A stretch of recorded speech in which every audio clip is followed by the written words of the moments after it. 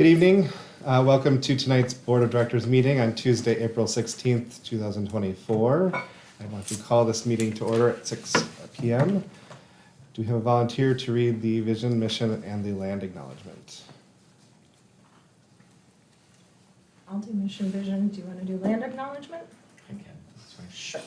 Since we both have put our heads on. The vision, to be an innovative, sustainable model of academic excellence for all students that creates well-rounded, lifelong learners and global citizens. Our mission is that we provide accelerated and inclusive curricula and instruction in all subjects with an emphasis on math and science. In our land acknowledgement, we would like to acknowledge that the land on which we gather is the land of the Okite Shakoi, the people of the seven council fires, and the Wape Kote. It is within MSA's responsibility as an academic institution to disseminate knowledge about the indigenous peoples and their history with this land. MSA works to build relationships with Native American students and families through academic pursuits and historical recognition. Thank you. Roll call of members. Wendell Sletton here. Isaac Leonardi. Here. Sarah Harms. Here. Karina Lozano. Here. Jules Kinkle. Here. Ryan Linsmeyer. Here. Hedel Patel. Absent. Dan Ellingson. Here. Mary Yap. Here. We will now shut the camera off for open forward recognition. We'd also like to recognize tonight the AAA Award and the Athena Award.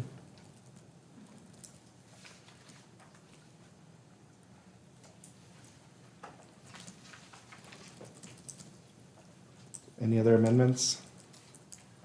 Do we have to do anything with the finance meeting minutes got added? They were just shared with the board. Shared, Yeah. But they are still, they're on the agenda. It's just the link wasn't good. Yeah, the link wasn't good. Yeah. Further discussion? All in favor? Aye. Opposed? Abstain? Motion passes. Is there any conflict of interests? I have one with the election Mhm. results and stuff, so I'm going to choose to abstain on any of the ordering of the election. So as a candidate who running for re-election, Yes. Thank you. conflict of interest on 11E.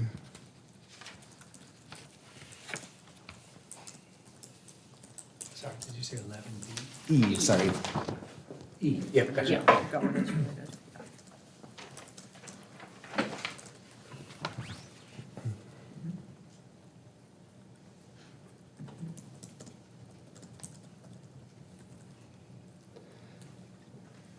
Okay. Approval of the minutes. Are we comfortable passing these together, or would we like to do them separately? I think we need to do them separately. Okay. So approval of the minutes, 7A.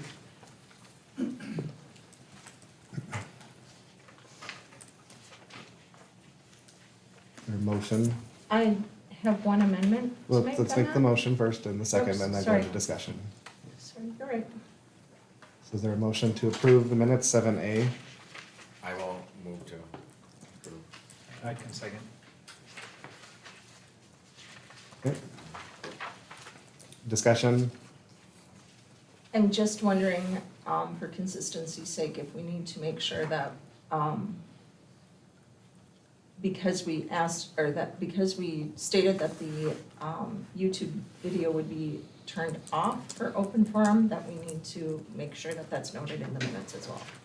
It's noted up above when we, turned it back on after the closed meeting.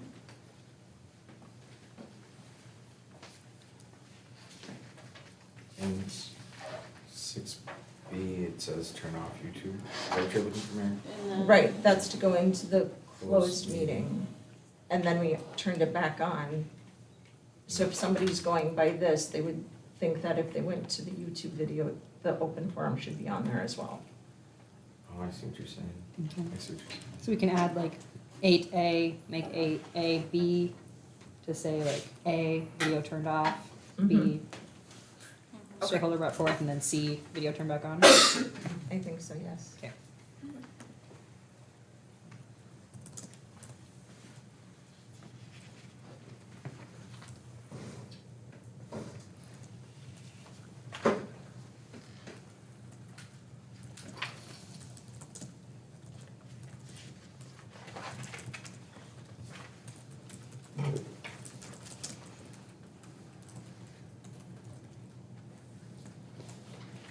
Any further discussion?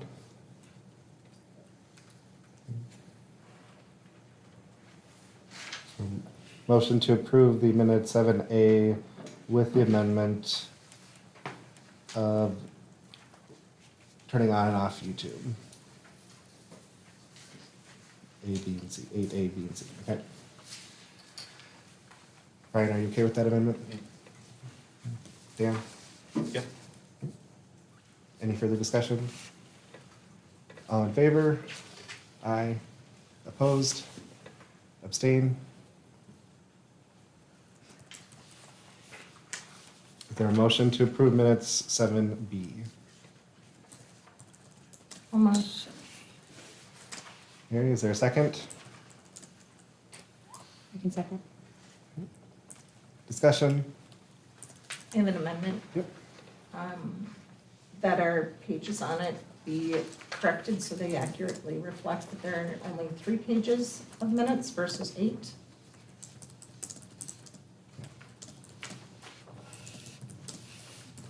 And I move to approve the minutes with the amendment.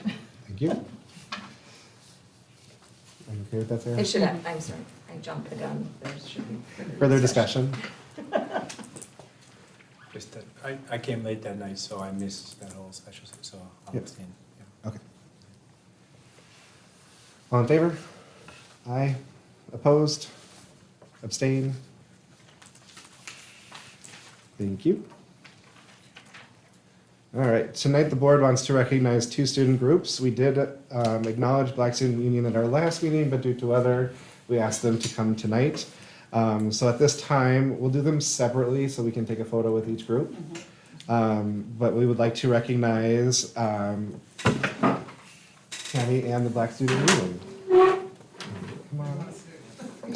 Come on up. Why don't you come around here and we'll, if you'd like, if you feel comfortable, shake hands, fist bump, and then we'll take a picture of the group.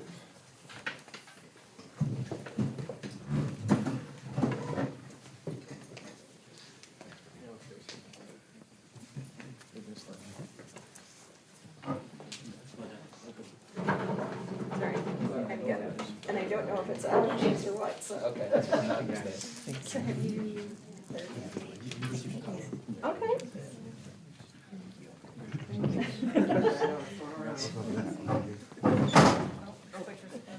If you wanna come up Or here. if you guys have come up here and then the board will gather here and I'll take a picture of you guys. Yep. So for those of you who weren't here on, what was it, February 29th already? It's not that long ago. The Black Student Union put on a great program, Rondo Honors Night. It's fine, I can wait through. Highlighting Black excellence in MSA. Now, we've got a lot of tall people in the front. Isaac, why don't you come this way? So we can Joseph, No, just grab one chair. You want me to really talk? Here, there it is.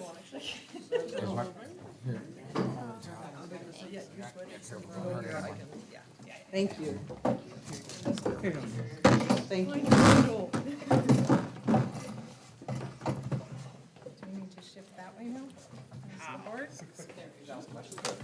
Switch over to some kind of bend yourself. All right. Just gonna take a couple, just in case somebody blinks. Nobody blinked. All right, thank you guys, congratulations. Thank you.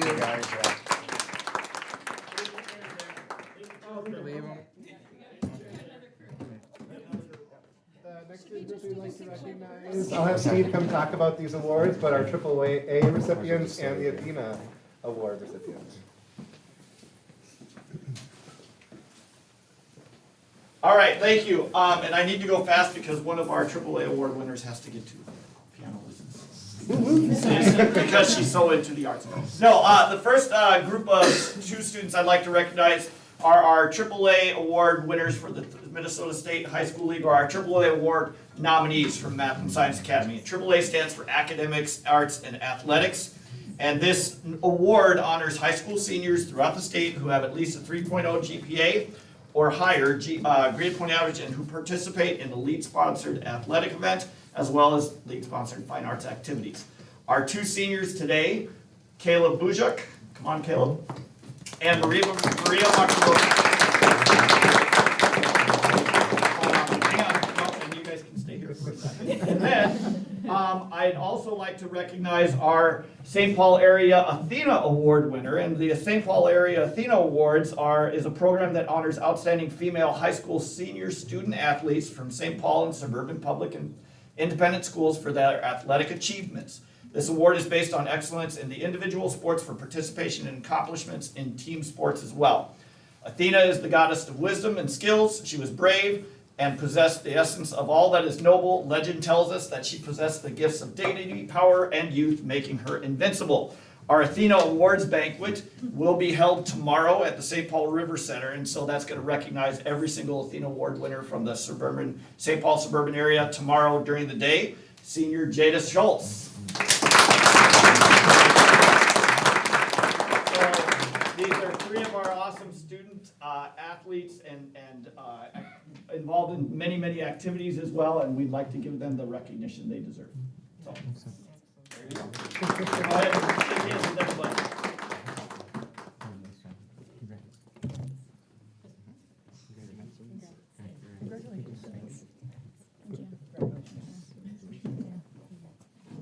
All right, you guys get to take a picture with the board. Sorry, I can get lower. Joseph, are you getting yours before? Oh. You don't have to sit there.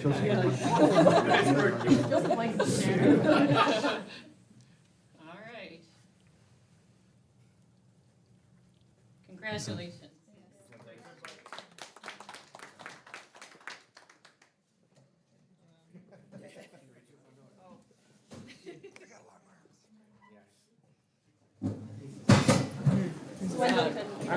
Mystery chair. I said if Wendell couldn't reach it, we know that Mary. Because you're talking about your locker.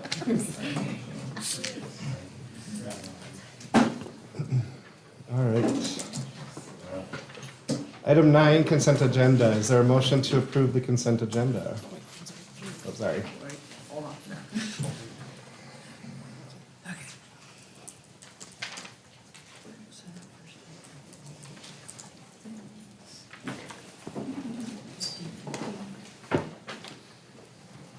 Motion to approve the consent agenda?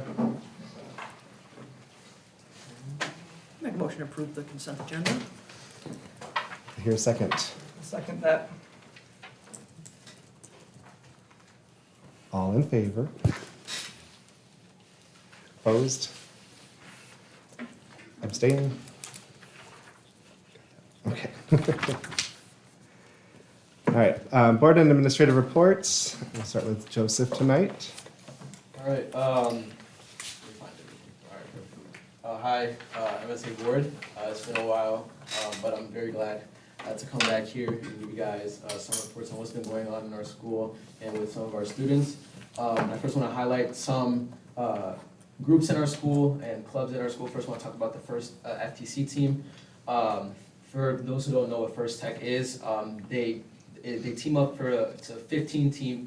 It's 15 people on a team and members from grades 7 through 12, and they're challenged to design, build, program, and operate robots to compete in a head-to-head challenge in an alliance format.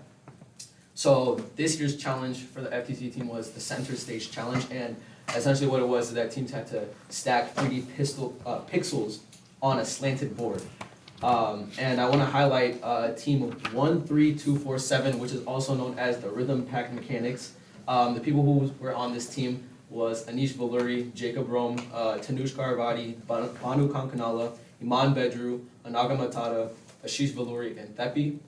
They state qualified for the 5th time in their 7 years of their team history, and this is their 3rd time for qualifying for state in a row. They're top 350 in the entire world based on robot performance. Not only this, for their qualifier awards, they won the Inspire Award, which is the best overall team. They also got the Promote Award winner, which is the best promotional video. They also got the Winning Alliance first, which is the first team selected for robot performance. They also got the Connect Award, which is the second place for the best connections with industry professionals. They also got the Control Award for 3rd place, which is the best robot control. They also got the Promote Award, again for 3rd place, and they got the Think Award, which is the best robot design process. They also got they're also 2 times Stratasys Award winners, which is the best application of 3D printed parts.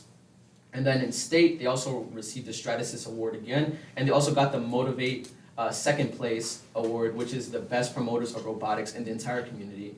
I wish I could show you guys the robot picture that they sent me, but like to everybody around, but it's this picture, they built that themselves. So I really just want to give hands out to those guys over there and girls for being such amazing people. Being ranked top 350 in the world is something that's really big. Good job, guys. Another thing that I want to talk about is some new clubs to MSA students. New clubs that came in recently. One is the ASL Club, the American Sign Language Club, and their mission is to promote awareness and understanding of American Sign Language in our school to provide a community where students of all abilities can communicate effectively bridging linguistic barriers, and they meet every other Friday at 8 a.m. in room 15A. Also, I want to talk about Psychology Club. And this Psychology Club functions as a forum for discussion and awareness that would foster education, but also develop a safe and fun environment for others to engage in. This club will participate in many enjoyable activities throughout the year, from creating arts and crafts to discussions like human perception and how society or environmental factors could affect it. Psychology Club is recommended for 9th and 12th graders simply for the topics that are being discussed there and maturity topics. But if for students who are interested in having these kind of discourses, they meet every Tuesday. They meet on Tuesdays in room 12A, which is Ms. Kurkowski's room, from 8:15 to 9 a.m. I then want to talk about one sport in particular at MSA that doesn't get a lot of recognition, which is girls badminton. The girls badminton team has been doing very insanely well this year. They just beat Bloomington Kennedy, who is ranked 10th in the entire state. Not only that, they are the leading position in the entire conference, and 2 of our seniors, Pranu Vadir and Adri Tachani, are 12th ranked 12th in doubles for the entire state. I also want to commemorate some of our commits in my senior class. I think this year is the most commits MSA has ever had in sports. I want to talk about one, Olivia Usselman. She is committed to the University of Northwestern for track and field. Kiara Anderson, who is committed to Hamlin University for gymnastics. Paige Saar, who is committed to Dordt University for soccer. And Joshua Balami, who is not in state with us right now. He's not in state at the moment, but he's committed to Caltech for basketball.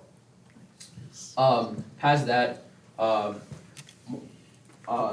some things that I've been able to achieve outside of MSA, and actually it's with MSA in our co-op with CDH.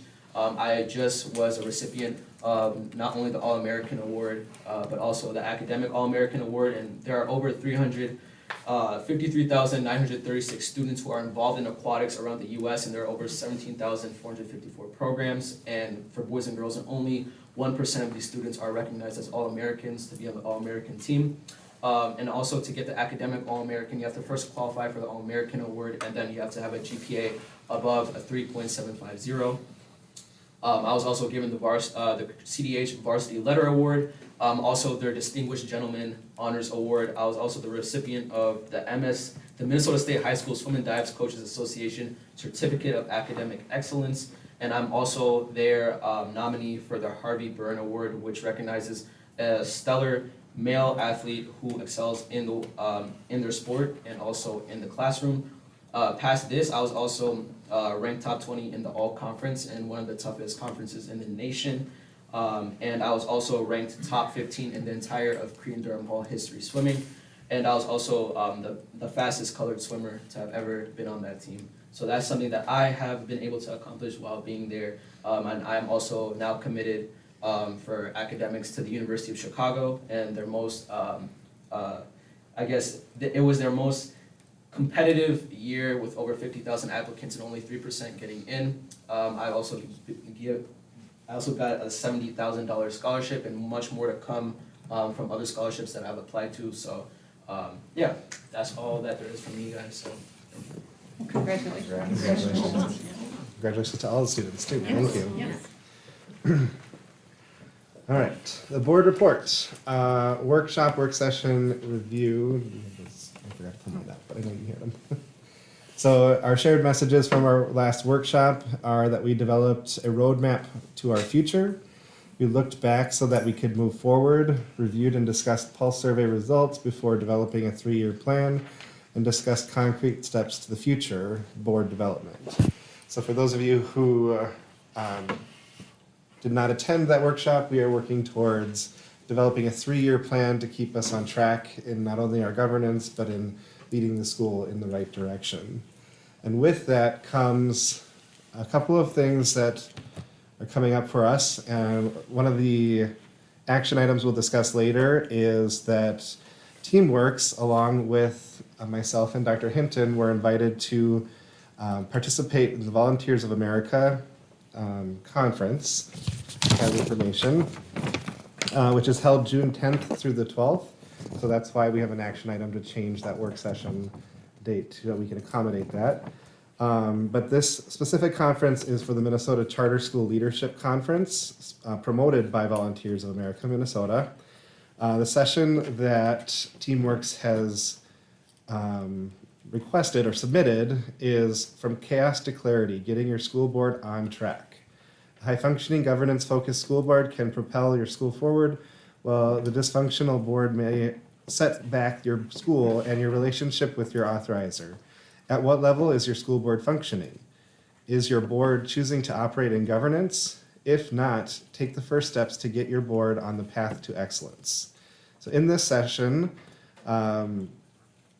people will learn the characteristics of high-functioning school boards, the most common board challenges and ways to address them, and walk away with a quick assessment and reflection guide to get you started on your path to excellence in governance. So we look forward to participating with TeamWorks at the Volunteers of America.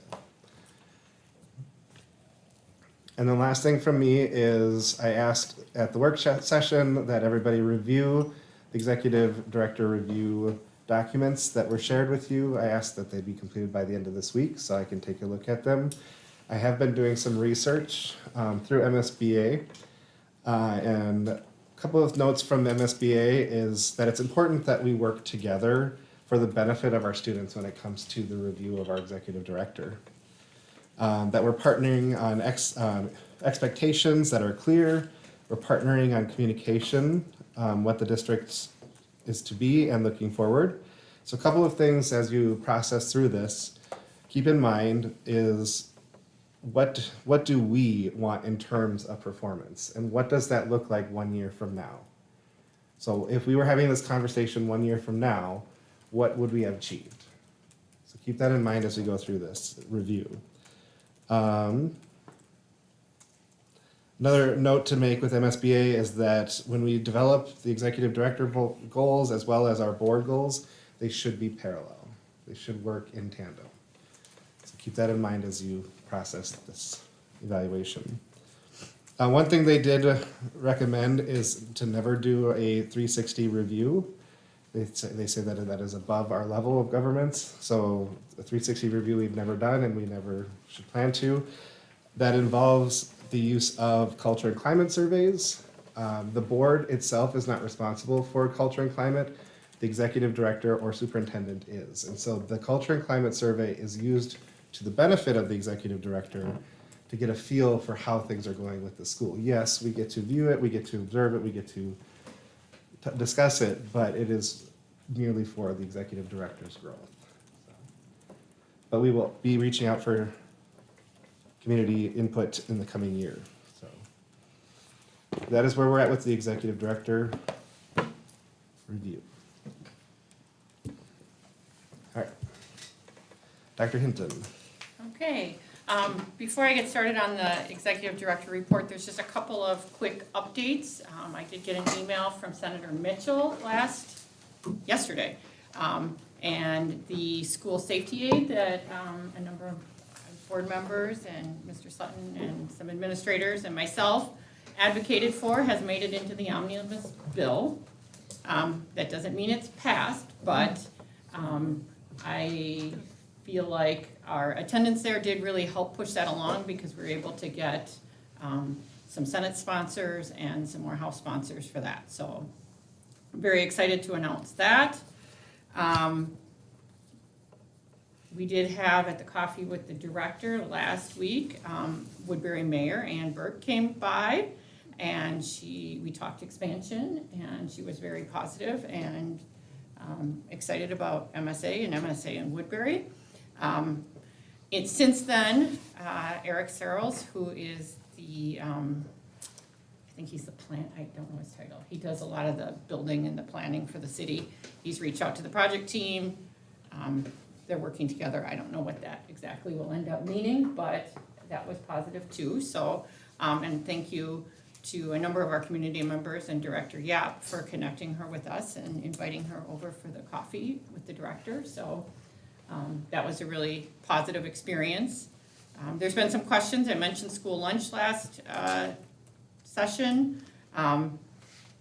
It's gonna be a challenge. We had the health department out last week because we have to, getting the lunch here is not the challenge. Getting the food and beverage license apparently is the challenge, so we're starting to work with Washington County on that. There are going to be challenges around our facility, and even if everything goes well, it's a 6 to 9 month process to get school lunch.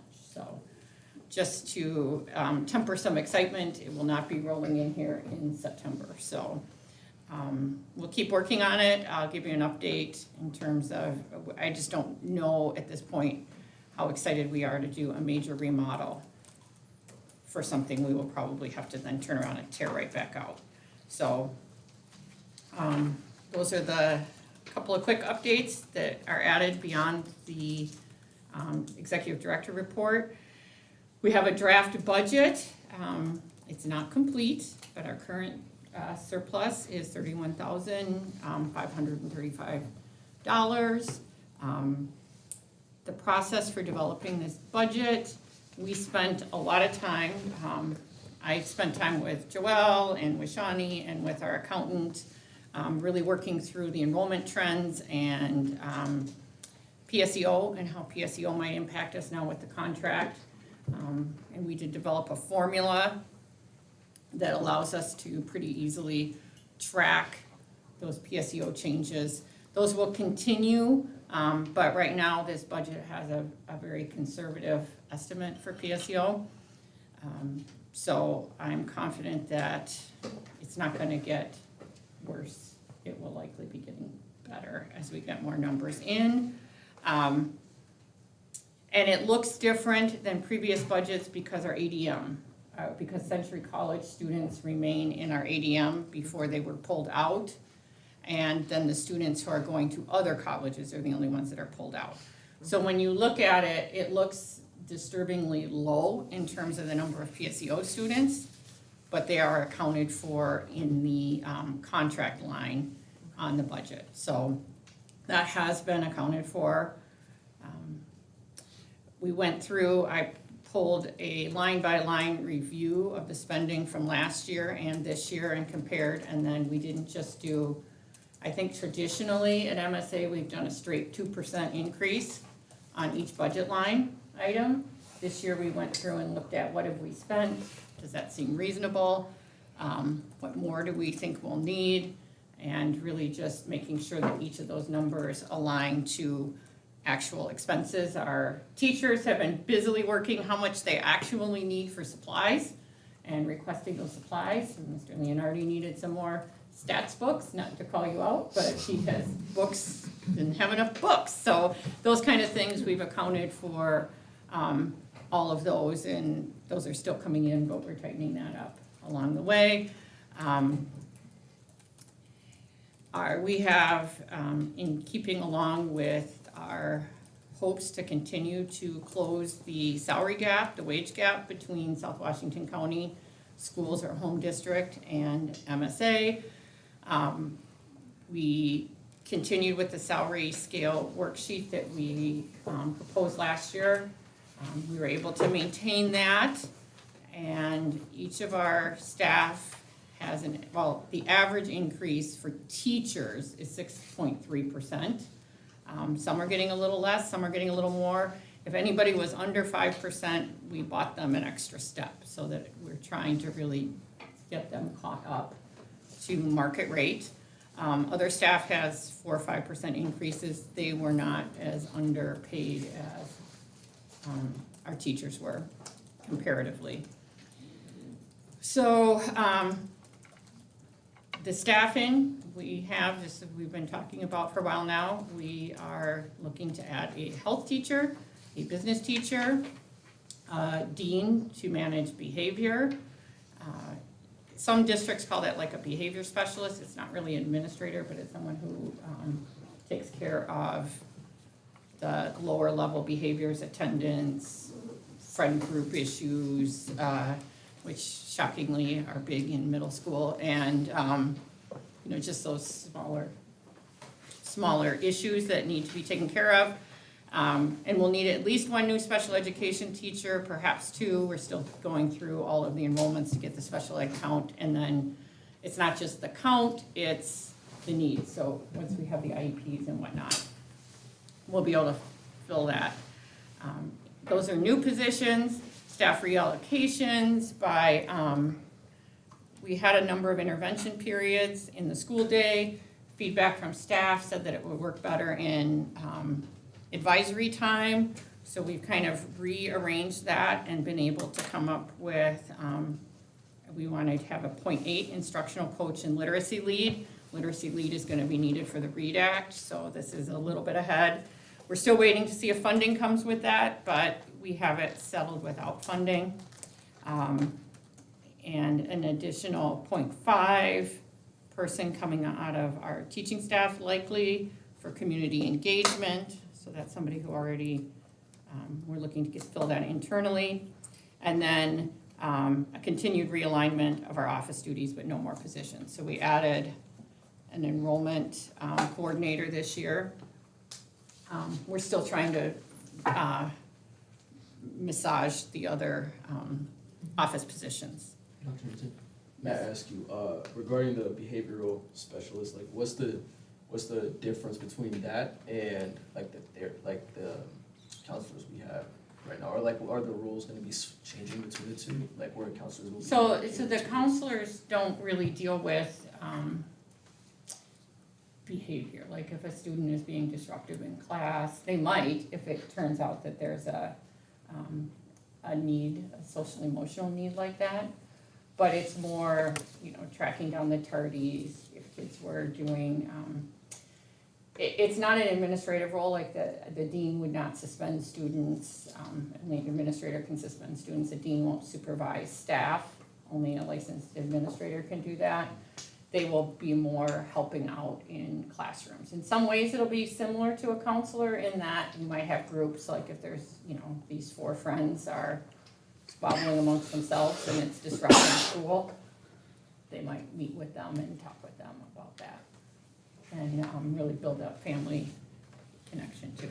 It's not the higher level behaviors, but they're very time consuming. And it's very bothersome to teachers if they don't get addressed.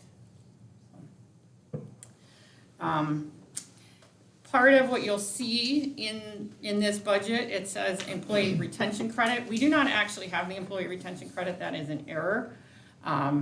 It's coming. It's just not here yet. You will see over the last year, we have had a line item that has been held as a liability due to other governmental units. It's $176,000. That money came in June of '23. And the auditors have had us hold that in case we had to pay it back to the state. That came from the state. We do not have to pay it back. So we're going to use that money is going to be the fill-in until we get the employee tax credit that we're owed that's just taking a while now. So I don't want staff to have to wait on or redo all of the salaries after we get that money. So it just buys us another year of what we were gonna use that money for. But it is coming, it's just, it's still taking longer.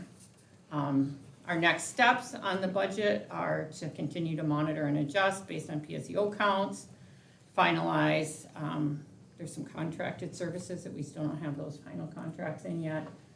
So we'll need to finalize those, and then just a final review of all line items. What I am gonna ask the board when we come to approval of the draft budget, we have an estimate on our benefits that came in yesterday afternoon. It's on target for what we expected. Our agent puts out to the top 3 insurance companies every year. We typically don't change or look, it's every other year, but we currently are with Medica. The increase in Medica was the least, it's still the least expensive. But Shawnee would like permission to go ahead and begin open enrollment before I have a contract for you to approve. Because otherwise it's May, and it's hard to get everybody to sign all their paperwork in that time. So that's, I don't know if that's something we pre-do, but just permission to allow open enrollment to begin while we're waiting on that contract. You're gonna ask that in May? I would like to be able to start open enrollment now. So I guess what I'm asking is, are you looking for a motion in May then? Or do we have to get a motion? I guess I'm wondering, I just don't wanna go and have everybody sign up for the benefits without telling the board, cause it's like a $450,000 contract, that we'd be assuming that we were entering into. So, I don't know how you wanna take care of that, or we can bring it in, the May workshop to approve. I just don't wanna wait till closer to. Right now, I don't think we can. We'd have to amend the agenda and have more information. So I think we'll have to either wait till the workshop or the meeting to do that. What I heard though, Wendell, maybe just clarification, Yeah. we're proposing to not change. So We're not we changing, it's currently just to have one, continue on. And then to continue, so I guess it would be the question to you, Wendell, is do we plan on reviewing the medical? Mhm. Because if we do plan on reviewing it, then we can't really move forward. But if we hadn't planned on doing it, then maybe there's no change. So It's just a continuation of the contract. Mhm. But it's over the $10,000 limit for, Yeah. Yeah, whatever. So what I'm wondering is, does it have to have a motion, or is it just, here's your information, we're moving forward with this? the board is gonna have to approve that contract at some point. I don't think we can just let that slide. We'll have a lot of contracts to approve for next year in May. Yeah. So it's just a continuation of it. We wouldn't actually be, the contract doesn't go into force until it's been approved. It's just getting that paperwork done from the staff. How about another way to And the think about it plan- is, just real quick, like, we have a number of contracts that you as the administrator kind of every year renew, and then you just update the board. Would this be a similar one, or is it because it's? That's what I'm wondering. Well, I was gonna say, you're not changing plans, correct? So we're staying with the same plan, we're Yep. staying with the same company. Mhm. It's just that it's up for its annual Yeah, price so- increase.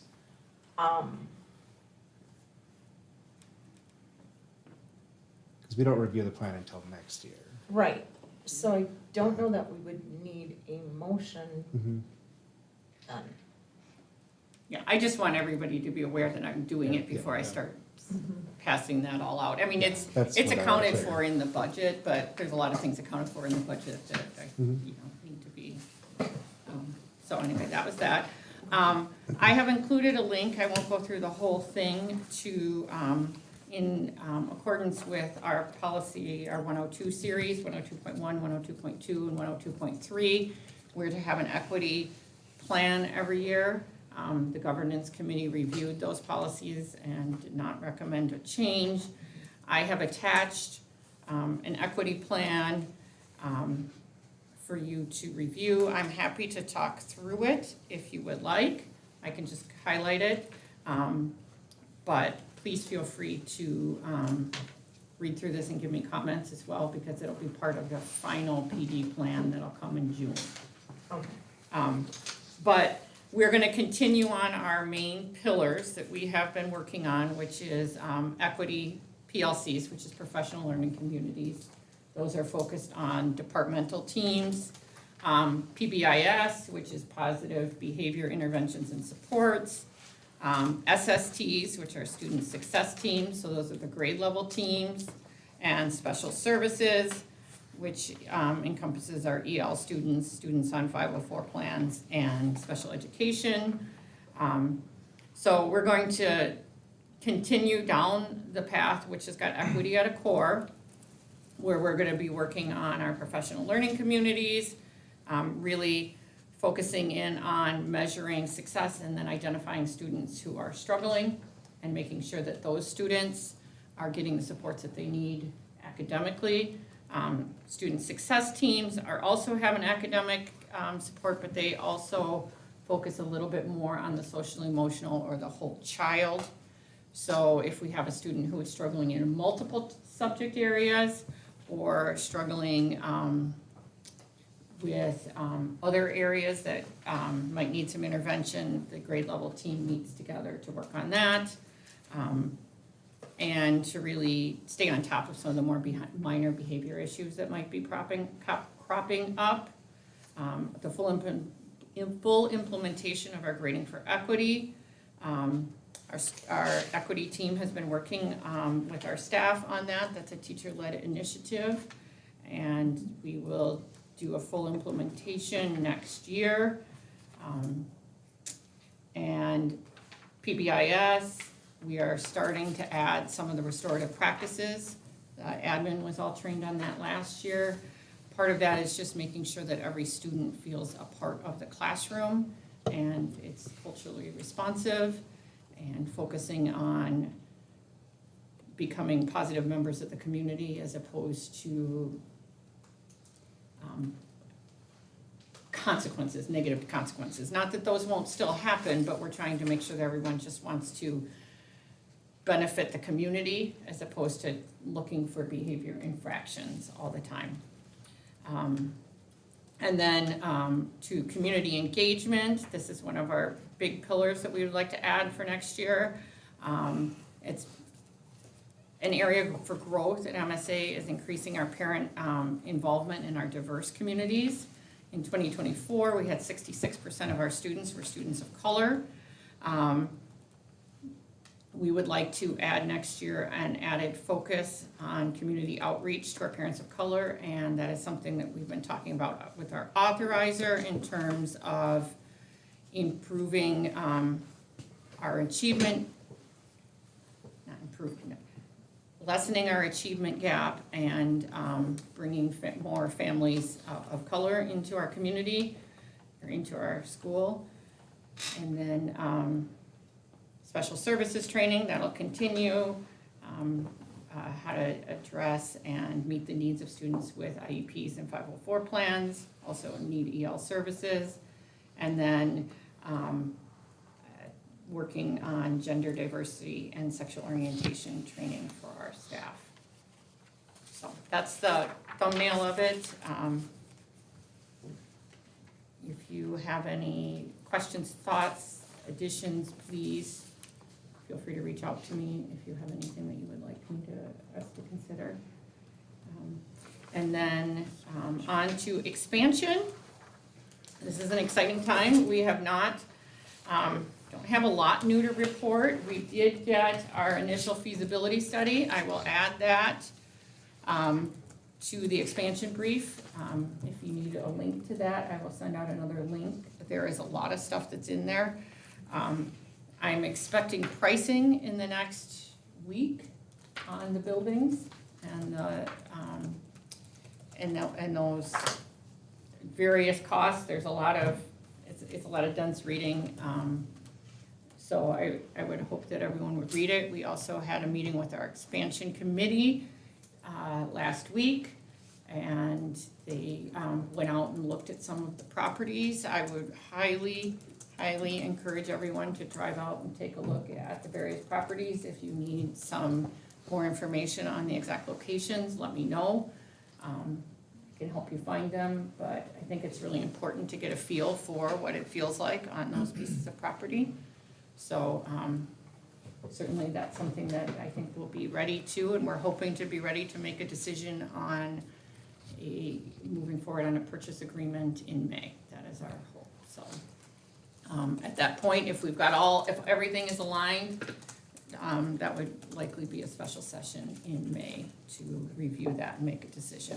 So it's just a continuation of we've had a couple special sessions leading to this to get ready, and now we will be hopefully ready to make a decision in May. And are you anticipating that that special session would be prior to the May board meeting, like the same night, but just earlier, or would it be a separate date?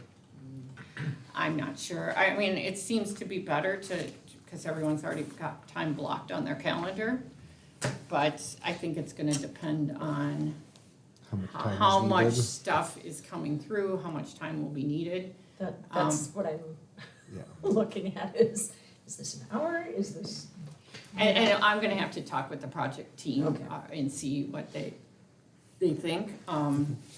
Certainly though, I will, if it's all right with you all, I will just send you an email when I've added the last few things to the expansion brief. It's gotten long now, but there's a lot of stuff in there, so I would suggest going through and reading it and probably trying to digest it.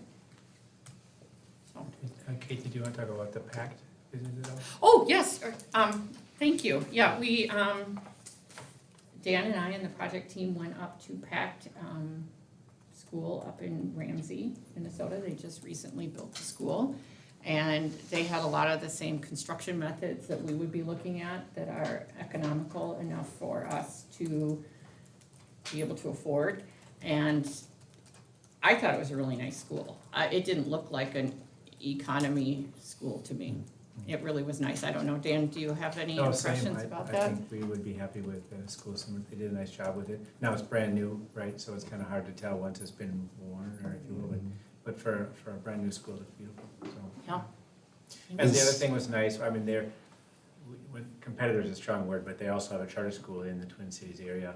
But they were quite open with do this, don't do that. Like we wouldn't do that if we did it again. But we would definitely recommend, things for the gym. Steve was there as well, so things for the gym, for acoustics, for sound and everything. And it was nice to hear someone who had just gone through it say, this is worth the money, but these things are not, right? And a few tips and tricks on the lockdown for doors and whatnot that we hope to not do what they did because they learned the hard way. Right? Yeah, they put a couple of extra external doors. Does their website reflect their expansion? You can see the picture of the outside of the building. I think that somewhere in there I have seen like a video tour type thing. Yeah. I don't know if, so anyway, it's nice. It's far. I have never ventured all the way to Ramsey, or at least not gotten off the highway in Ramsey. But it was nice, and they were very, very kind to us, and I don't know, he spent a good hour or more with us walking I would around. also say quite comparable in terms of size, I think that we were looking at, so it's nice to kind of visualize what a building like ours could look like. So. And is their school 612? Yes. The building that you That saw, building is 612? 612. Yeah, they have a They have K-12, another but the one, yeah. 612, they have two sites. They have a Right. K-5, and then the new building was the 612, Okay, that's what it is. which is similar to what we'll be doing. We didn't see the K-5, but. I did have a quick question in your update. Sure. Has consideration been made to paras, needing additional paras? We may well need them. It's likely we will. We won't know until we go through everybody's IEPs. Okay. Yes. The thing that makes the special ed staff not so, we only pay for 10% of them. So they don't impact our budget negatively too much. So we just don't know yet. And sometimes paras often don't necessarily leave at the end of the school year. They might go whenever, so you can end up hiring paras year-round too. Are there any I have questions? one question regarding your equity plan. Mm-hmm. Are you planning to address the socioeconomic equity as well with your equity plan? Yes, I mean, we look at that with all of our data when we Okay. go through. Is there something in particular that you were hoping that we would do? No, just looking at, recognizing the whole child and where equity pieces fall in.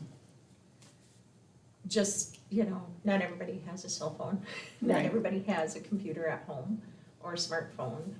As we look at electronically doing things, whether it's ballots or whatever, how are we making it equitable across the spectrum of the socioeconomic platforms?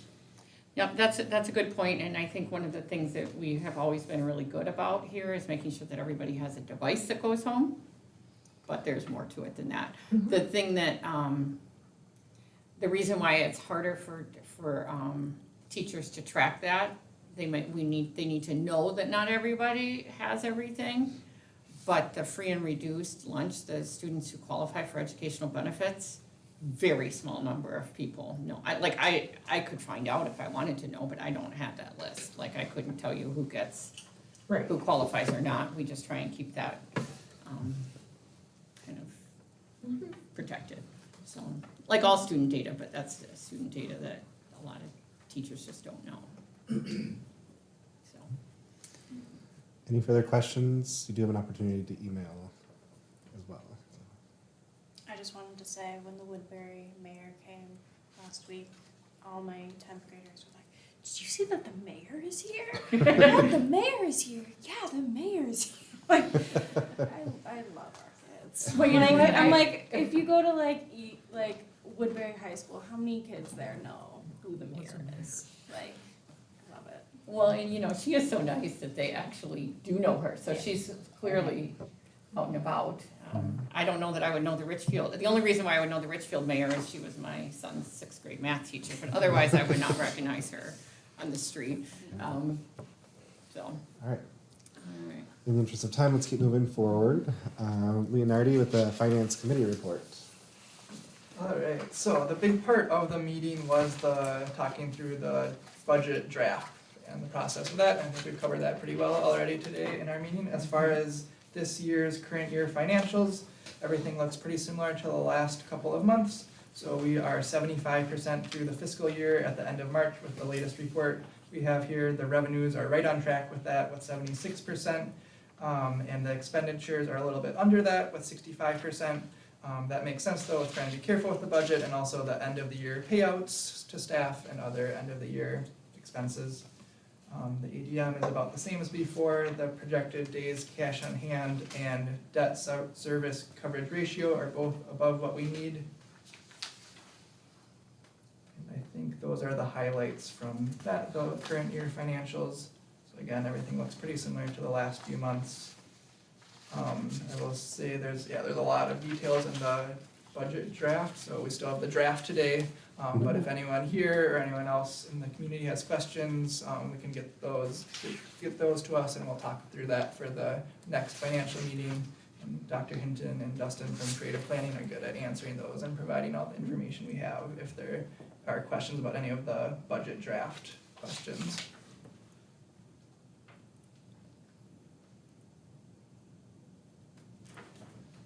All right, those are the reports. So any questions or other topics we want to talk about as a group?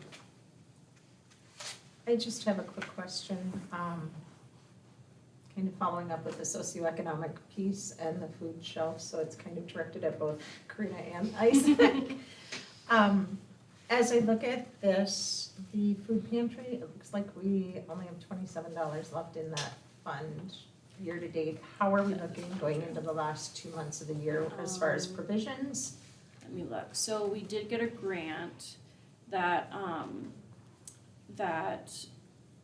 for $1,500 to update some stuff and get more food.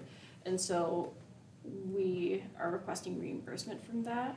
So we spent the money, so that really drained our resources, but we're getting it back. So we we're actually standing pretty well off with over $1,000. Okay, I looked at that and I'm like, oh, I know. this kid's gonna eat. Yeah. Yes. Which is fine, Yeah, that was a thank you, big appreciate it, yeah. question I had. Mhm. Is there a motion to approve the March finances? I will make a motion to approve the March finances. Is there a second? I will second it. It's the Discussion? April finances. It's the April Yes. Finance Committee meeting. That's right. Let's make the that's- adjustment then. So March financials. Okay, March March should be financials. correct, right? Yes. Yeah. sorry. It's like, wait a minute. Good stuff. I'm sorry, I was just going based off Yeah. of the meeting minutes. So we got the April committee meeting minutes for the March financial reports. No, March. Okay, Isaac, Kinkle. Further discussion? All in favor? Aye. Opposed? Abstained? Excellent. Any questions on the governance committee report? For Kinkle?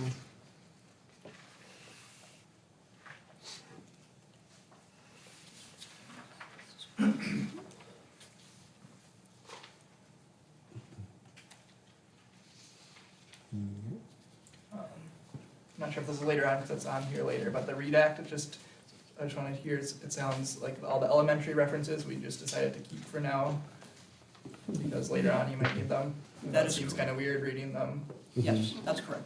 Okay.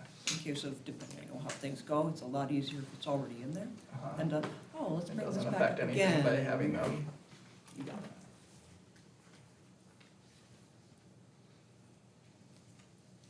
Any questions on the election committee minutes?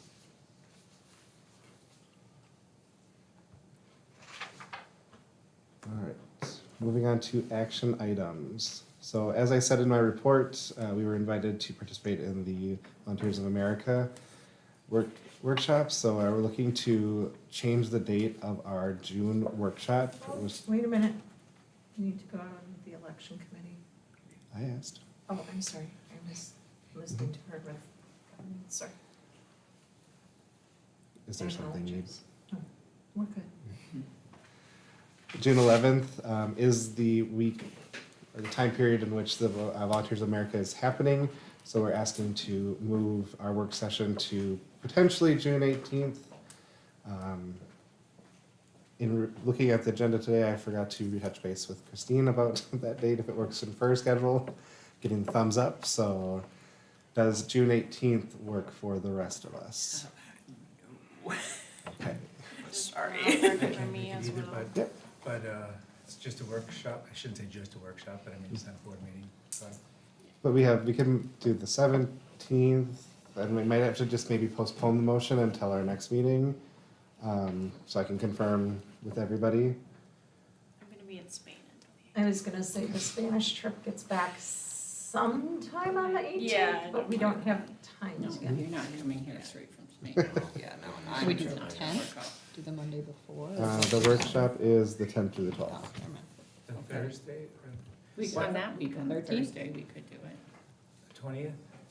The 13th is an option, 13th Not would for work better for I'm- me. not for you. Never Spain. Who Oh, else is right, going to right. Spain? Are you going to Spain? No. Just, I mean, I'm also When- not gonna be here in future years, so. The 20th, I was gonna say the I will- 13th is out for me. the 20th. I'm out 18th I through can't do the 25th. 20th. I'm sorry. No, There's too many moving parts. What if we did one of those landers, where Doodle. we just say the days Doodle or. poll. what do you call them? Doodle Did I poll. do Doodle the poll. poll? Maybe? Okay. Yeah, yeah. Yep, I will do that, and then we will bring it to our next meeting. Okay. But the 11th one is canceled. Okay. Okay. Is that what we're saying? The Yes. 11th workshop? Okay, so I'm gonna pull that off already. We'll put that as TBD. Okay, okay, thank you.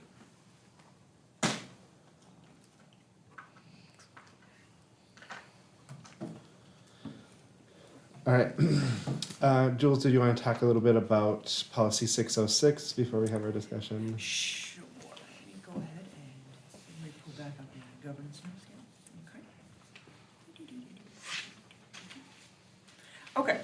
So 606 is getting into, you can see the textbooks and instructional materials. Okay.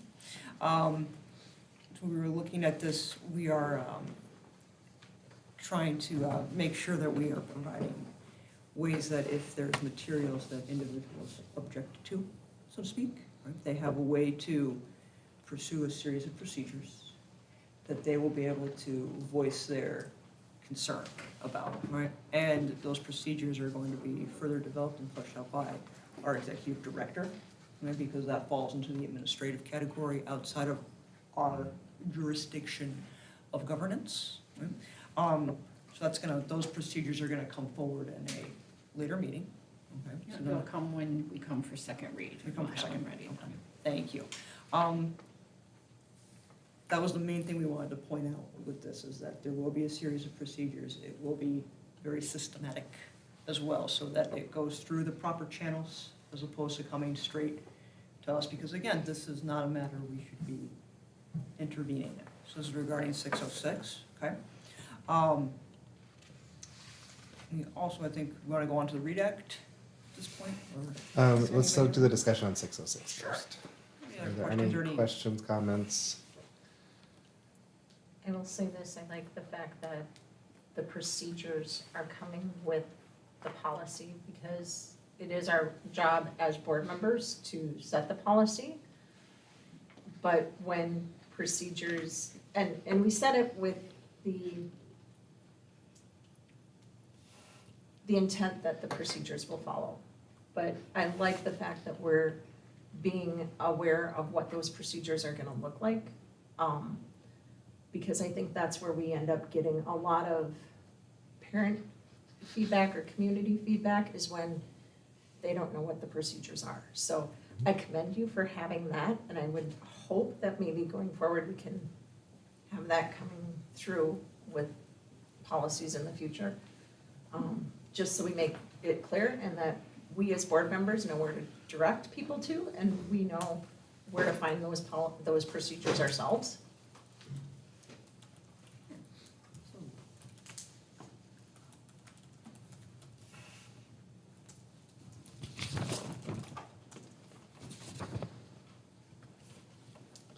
Any further discussion?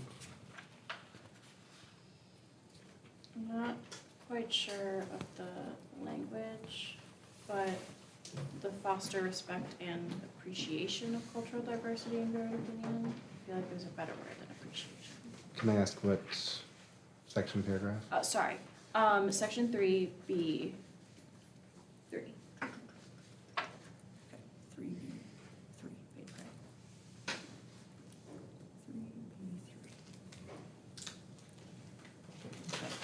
Foster respect and appreciation of culture. Okay. I feel like it needs to be something stronger. Do you have any recommendations for that, actually? This is a great time to bring that out. I know, I'm thinking understanding or enrichment. Okay. I'm just gonna take some notes. I say this in front of the full board, just so that, like, we can all have a discussion on. So you're requesting foster and understanding. Foster respect and understanding or enrichment of cultural diversity. Instead of appreciation, okay, so foster respect and understanding. Okay.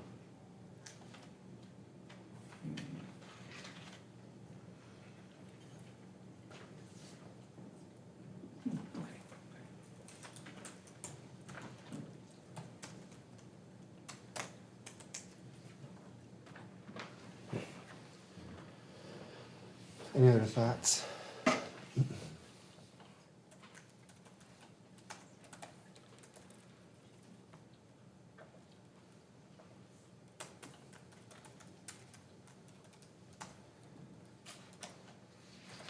I do see where you're coming from versus appreciation. You can appreciate something, but you don't necessarily understand it. Yeah, yeah. It seems very surface level. I appreciate that there are people who run in, are politicians. Yeah, I yeah. don't understand why they do it, Yeah. but I appreciate it. It's kind of like that fine line between sympathy and empathy. Yeah. Almost the same Exactly, thing. yeah. Yeah, so I see where you're coming from. Yeah. Okay. I have that in the notes for the next meeting. Yeah, absolutely. Any other comments on 606? We don't need to make a motion on it, it was already approved for first reading. We're just having the discussion as this is a new policy for MSA.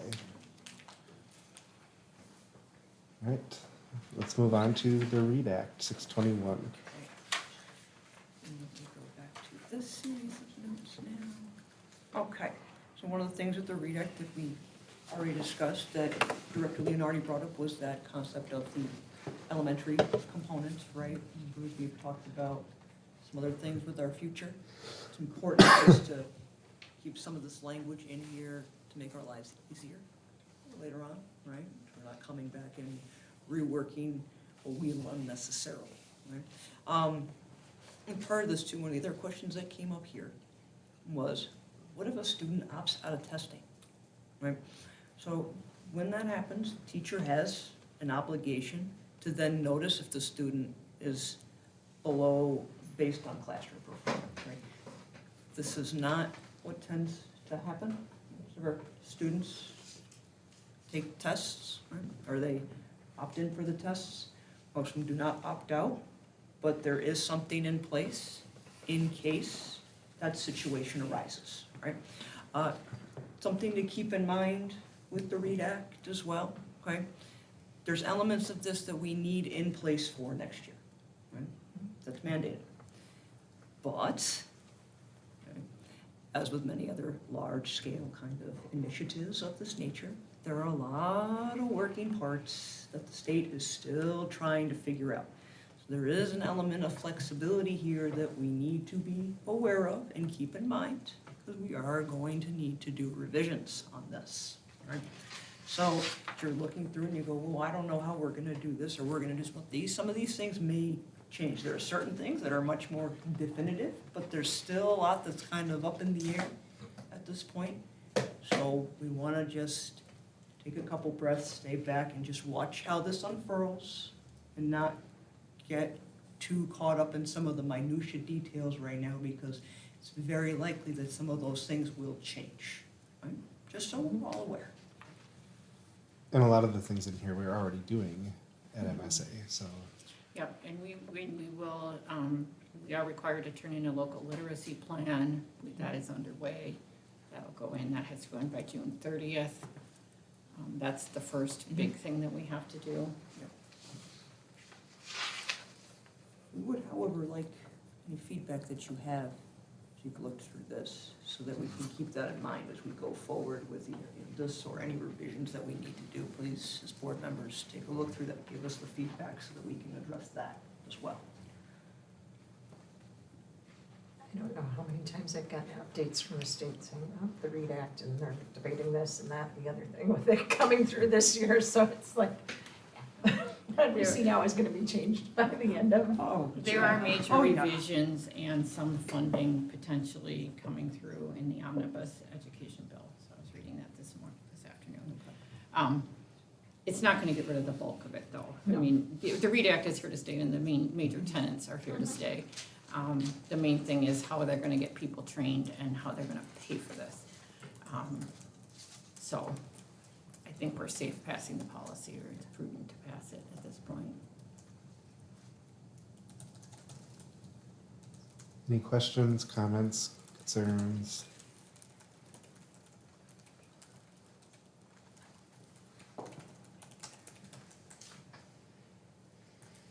Again, this one was already passed as a first read through the consent agenda, and it is a new policy to MSA, so therefore we are having this discussion at this time. I'm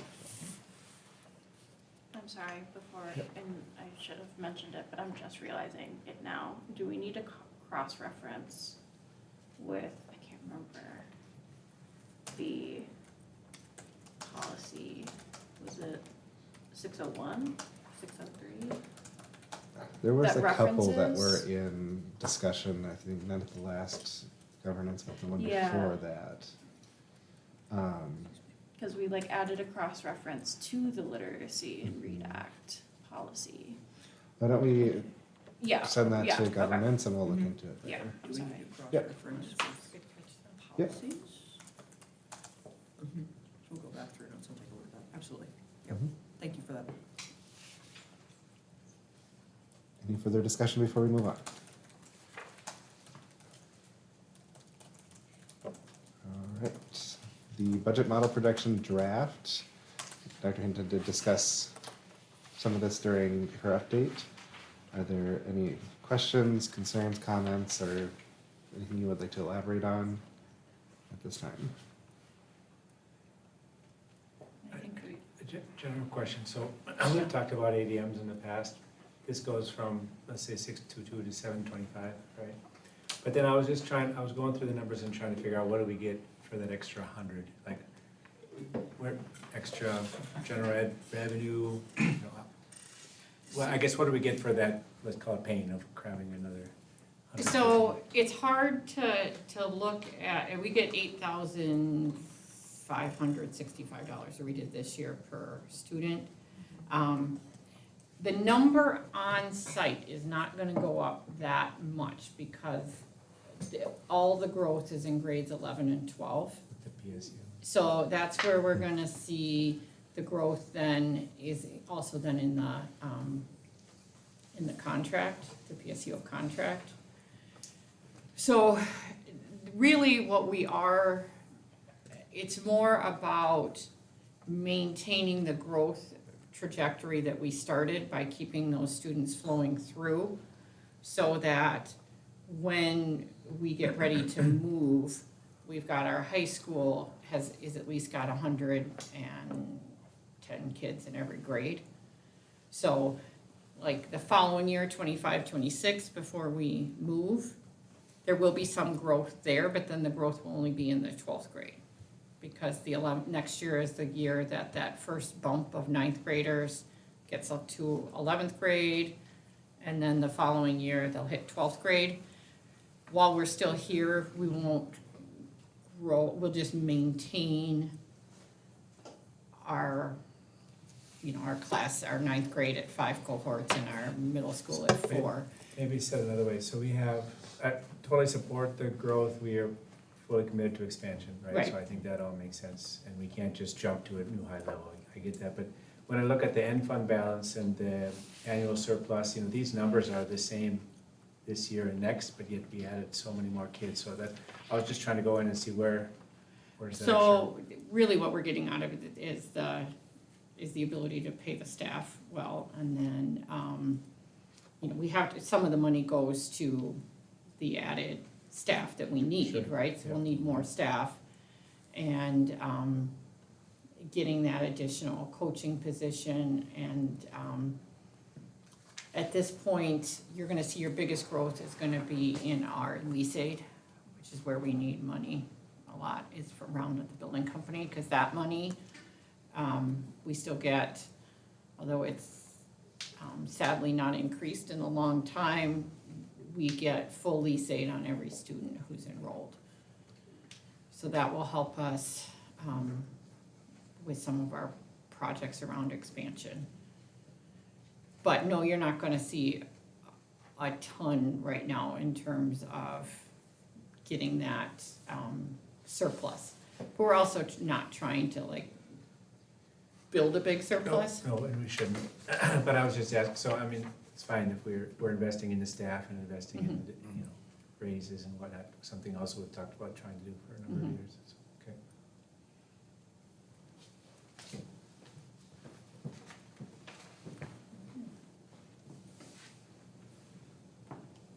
All right, any other questions, comments, concerns? Does it come back next month? Is that the target for? I think we'll have updates next month. The final approval comes in June. Okay, gotcha. Well, and I'm gonna just say thank you. WADM on page 2, I thought meant working ADM, and it is weighted ADM. So if anybody else looked at that and went, why is this making sense? This doesn't make sense for working ADM. It's weighted. I'll give you that definition now. I did not know that. So we get more money, so we get, students in grades K through 6 get 1.0 ADM. Students in grades 7 through 12 get 1.15. So there's a multiplier, so that's where the weighted ADM. Instead of just changing the amount that they get, they change the number of students. So they weight the number of students and then do the multiplication that way. Because I may have hit a little bit of panic when I saw 851 for next year under WADM. Yeah, no, I can be creative, I don't think I'm that creative. They're not out getting inside. Hey, we're gonna put that 3D printing to great use though, that they won the awards for. All right, if you do have more questions, feel free to email Dr. Hinton as they come up. Okay, do you want to approve it? Do we have to approve the draft, or Yeah, I think you do, don't you? do we, it's a draft? But is the draft getting submitted to, We have to send it to Sam. so I think we have to Okay. approve it because it's going to Sam.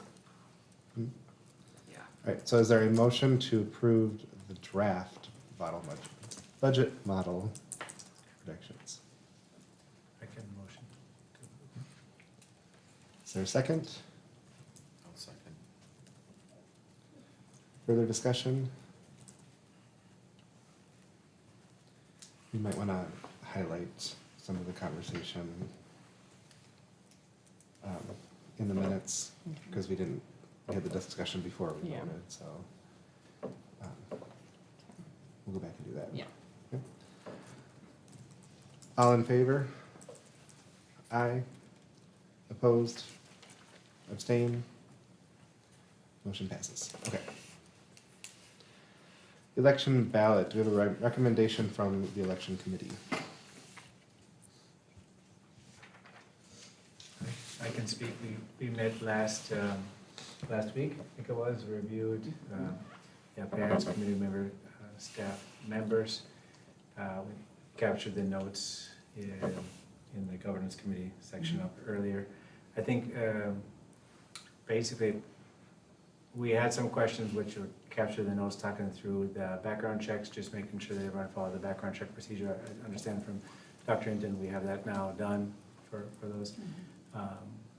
And then we had an issue with a candidate member statement, but they were willing to go back and correct. I believe they've corrected the candidate member statement as well. So from the committee meeting, I guess we feel that the folks that applied followed the rules that we set out in the election for this year. So that's the list that we have. I did have one question. I know there was the kind of applicant with kind of an open investigation that didn't fully close in March of 2022.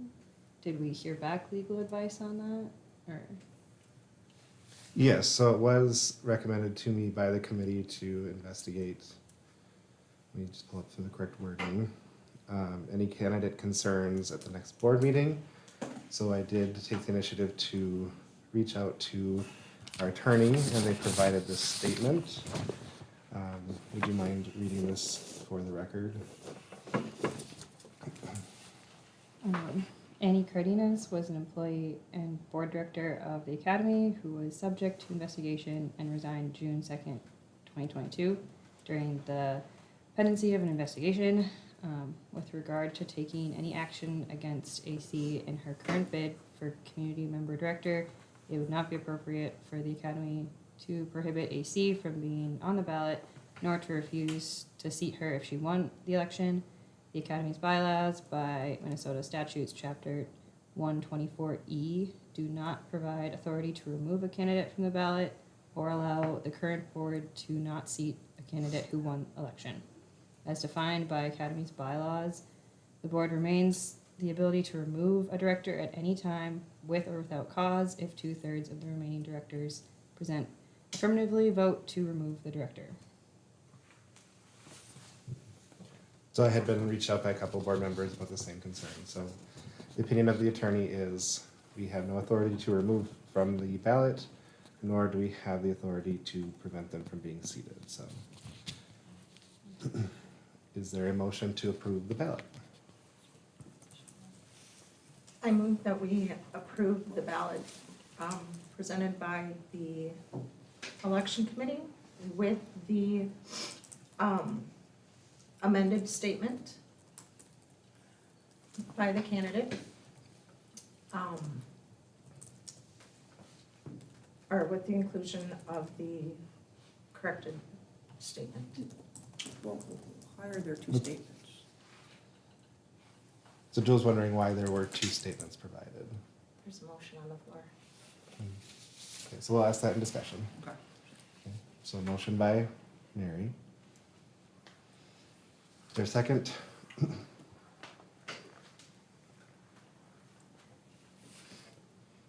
Maybe we restate it. I can second it. Yeah.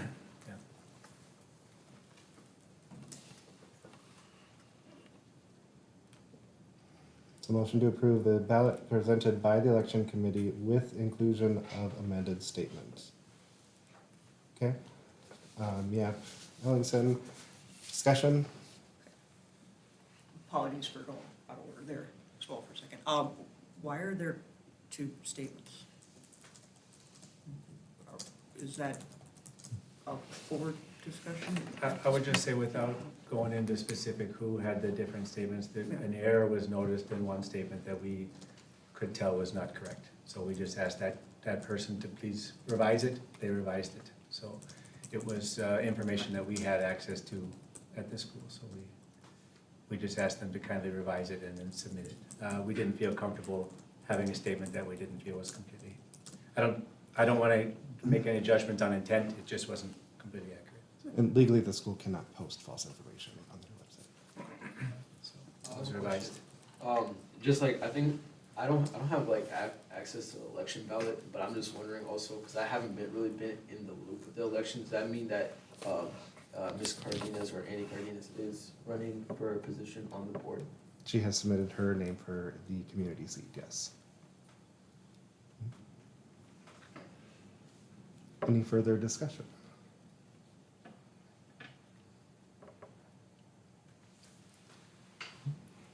All in favor? Aye. Opposed? Abstain? Motion passes. All right. So that concludes our action items. Some future board items that we do have, the executive director review. Like I said, if you have any feedback for myself, please provide that to me by the end of this week.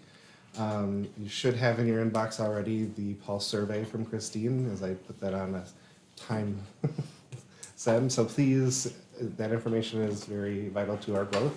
So please complete that as well by Friday, so things are fresh in your mind. We have received a review of our board contract goals from the authorizer, so we will have that for discussion at our next workshop for approval at our next meeting. Upcoming things to pay attention for are the staff handbook, student parent handbook. We're getting to that end of the year stuff, so that's where we're at.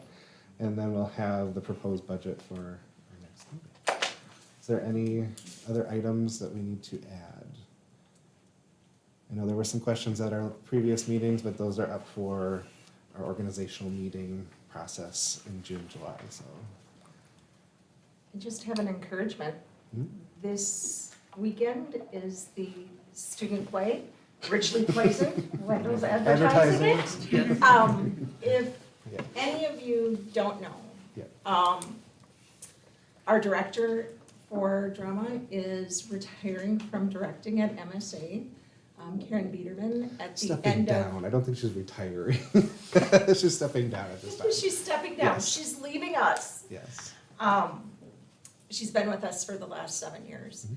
And to that extent too, this will mark our top tech person for the theater. It is his 24th performance.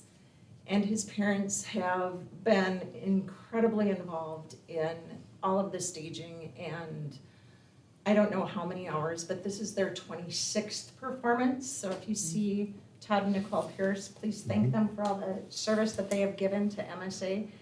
The neat thing is we get to debut the inaugural performance of Richly Poisoned, which was written for MSA by an MSA alumni. So Thomas D. Nelson, if you get a chance, please come. Friday night at 7, Saturday night at 7, and Sunday afternoon at 2. And I am waiting to hear there may be some special guests in the audience. Any other items up for the future board items? So- Thank you for sharing. Not a board thing, but put it on your calendars, it'll be a good time. All right, is there a motion to adjourn? I will motion to adjourn. Is there a second? Excellent. Motion to adjourn at 7:29, hour and a half.